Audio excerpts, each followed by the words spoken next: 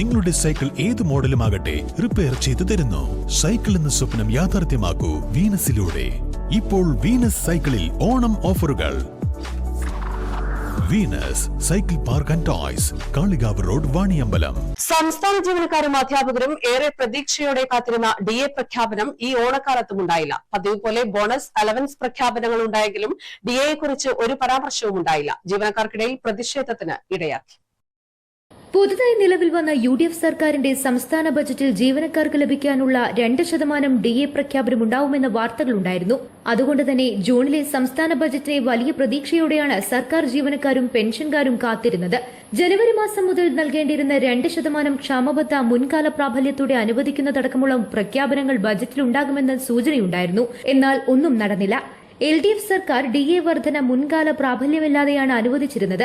ഇതിനെതിരെ ജീവനക്കാരുടെ സംഘടനകളിൽ നിന്ന് ശക്തമായ പ്രതിഷേധമുണ്ടായിരുന്നു. ഈ സാഹചര്യത്തിൽ ജനുവരി മുതൽ മുൻകാല പ്രാബല്യത്തോടെ DA അനുവദിക്കുന്നതിനൊപ്പം മുൻകാലങ്ങളിൽ കുടിശ്ശികയായി വന്ന തുക ഘട്ടം ഘട്ടമായി വിതരണം ചെയ്യുമെന്ന പ്രഖ്യാപനവും ബജറ്റിൽ പ്രതീക്ഷിക്കപ്പെട്ടിരുന്നു. എന്നാൽ കുടിശ്ശികയുമില്ല, DAയും ഉണ്ടായില്ല.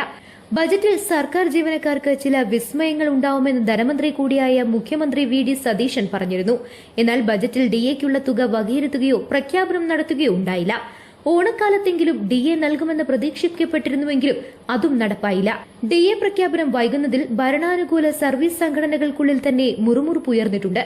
കഴിഞ്ഞ ഏപ്രിലിൽ കേന്ദ്ര സർക്കാർ ജീവനക്കാർക്കും പെൻഷൻകാർക്കുമുള്ള ക്ഷാമബത്ത 2% വർദ്ധിപ്പിച്ചതോടെ കേന്ദ്ര ജീവനക്കാർക്ക് നിലവിലുള്ള 58%ത്തിൽ നിന്നും DA 60%ആയി ഉയർന്നിട്ടുണ്ട്. എന്നാൽ സംസ്ഥാന സർക്കാർ ജീവനക്കാർക്കും പെൻഷൻകാർക്കും നൽകിയ വാഗ്ദാനം വെറും ജലരേഖയായി മാറി. News bureau, Kalikavu. സ്വന്തം ഹൈസ്പീഡ് ഇന്റർനെറ്റ്, നമ്മുടെ സ്വന്തം ഇന്റർനെറ്റ്.